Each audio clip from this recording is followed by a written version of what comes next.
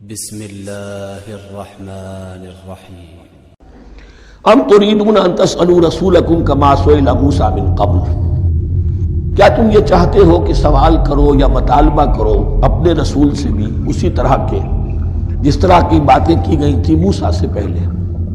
مثلا ہم دیکھ چکے ہیں کہ ان سے کہا گیا کہ ہم نہیں مانیں گے جب تک کہ اللہ کو دیکھ نہ لے عیاناً، یا اسی طرح کے اور مطالبے جو حضرت موسیٰ علیہ السلام سے کیے جاتے تھے۔ یہاں مسلمانوں کو سکھایا جا رہا ہے کہ اس روش سے باز آؤ، ایسی بات تمہارے اندر پیدا نہیں ہونی چاہیے۔ وَمَن يَتَبَدَّلِ الْكُفْرَ بِالْإِيمَانِ فَقَدْ ضَلَّ سَوَاءَ السَّبِيلِ، ظاہر بات ہے ایسی حرکتیں بھی اب مسلمانوں میں سے بھی جو منافقین ان میں شامل تھے وہی کر رہے ہوں گے۔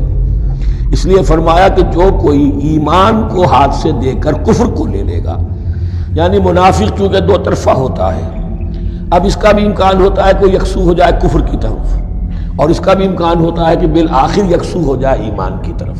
مذبذبین بین ذالک کی کیفیت میں جو مبتلا ہے، اس کے دو یہ امکانات ہیں۔ تو جو کفر کی طرف جا کر مستقل طور پر راغب ہو گیا اس کا ذکر ہے۔ وَمَن يَتَبَدَّلِ الْكُفْرَ بِالْإِيمَانِ فَقَدْ ضَلَّ سَوَاءَ السَّبِيلِ، تو وہ تو سیدھی راہ سے بھٹک گیا۔ وَدَّ كَثِيرٌ مِّنْ أَهْلِ الْكِتَابِ لَوْ يَرُدُّونَكُم مِّن بَعْدِ إِيمَانِكُمْ كُفَّارًا، اہل کتاب میں سے بہت سے لوگ ہیں جو چاہتے ہیں کہ کسی طرح لوٹا کر لے جائیں تمہیں تمہارے ایمان کے بعد پھر کفار بنا دیں۔ یہ ایسے ہی ہے کہ جیسے کسی بلی کی دم کٹ جائے تو وہ یہ چاہے گی کہ ساری بلیوں کی دمیں کٹ جائیں کہ وہ کوئی علیحدہ سے نمایاں نہ رہے۔ تو وہ چاہتے تھے کہ یہ چیزیں جو ہیں ان کو واپس لے آیا جائے، اہل ایمان کو بھی کفر میں لے آیا جائے، حسدا من عند انفسہم، اور یہ ان کا طرز عمل ان کے حسد کی وجہ سے ہے کہ کیوں یہ نعمت جو ہے ان کو دے دی گئی۔ من بعد ما تبین لہم الحق، اس کے بعد کہ ان پر حق بالکل واضح ہو چکا ہے، وہ جان چکے ہیں، پہچان چکے ہیں، کسی مغالطے میں نہیں ہے، غلط فہمی میں نہیں ہے۔ فاعفوا واصفحوا، یہ بہت اہم ہے مقام۔ تو اے مسلمانوں تم معاف کرتے رہو اور صرف نظر سے کام لو۔ اس کا اصل مطلب کیا ہے؟ ابھی تو چونکہ مدنی دور کا آغاز ہو رہا ہے، ابھی کشمکش کے اور کشاکش کے اور مقابلے کے اور تصادم کے بڑے سخت مراحل آ رہے ہیں۔ چونکہ تمہارا سب سے پہلا جو محاذ ہے وہ تو کفار مکہ کے خلاف ہے، سب سے بڑھ کر وہی آئیں گے، تم پر حملے کریں گے، جنگیں ہوں گی۔ تو فوری طور پر یہ جو آستین کے سانپ ہیں ان کو ابھی چھیڑو مت، جب تک یہ پڑے رہیں ڈورمنٹ، انہیں پڑا رہنے دو۔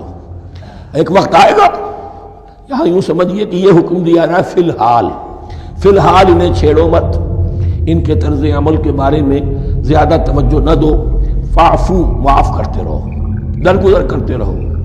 اور وصفحو کہتے ہیں، صفح کہتے ہیں ایک طرف کا، یہ صفح ہے، یہ ورق ہے، صرف نظر کر لینا، دیکھا اندیکھا کر لینا، نظر انداز کر دینا، حتی یاتی اللہ بامرہ، یہاں تک کہ اللہ اپنا فیصلہ لے آئے۔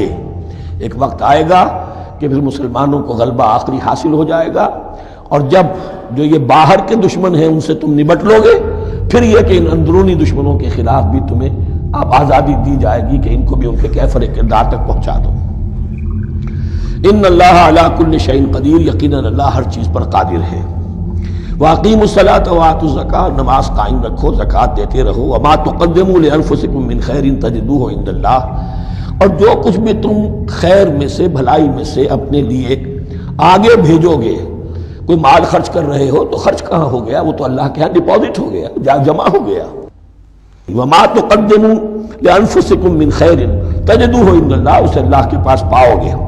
ان اللہ بما تعملون بصیر، یقیناً جو کچھ تم کر رہے ہو اللہ اسے دیکھ رہا ہے۔ وقالوا لن يدخل الجنۃ الا من كان هودا او نصارى، اب دیکھیے جب یہ نئی امت اب تشکیل پا رہی ہے تو یہودی اور نصرانی جو ایک دوسرے کے دشمن تھے مسلمانوں کے مقابلے میں جمع ہو گئے، انہوں نے کہنا یہ شروع کیا، وقالوا لن يدخل الجنۃ، ہرگز نہیں داخل ہوگا جنت میں، الا من کان ہودا او نصارا، سوائے اس کے جو یا تو یہودی ہو یا نصرانی ہو۔ وقالوا لن يدخل الجنۃ الا من کان ہودا او نصارا تلک امانیہم، یہ لفظ دوبارہ آ گیا، یہ ان کی خواہشات ہیں، من گھڑت خیالات ہیں، ان کی وشفل تھنکنگ ہے۔ قل ہاتوا برہانکم ان کنتم صادقین، کہو ان سے لاؤ کوئی دلیل اگر تم سچے ہو، دلیل کتاب سے لاؤ، کہیں تورات میں لکھا ہے یہ، کہیں یہ انجیل میں لکھا ہے؟ جو تورات اور جو انجیل تمہارے پاس ہے اسی میں سے دکھا دو کہ یہ لکھا ہوا ہو، کہیں لکھا ہوا نہیں۔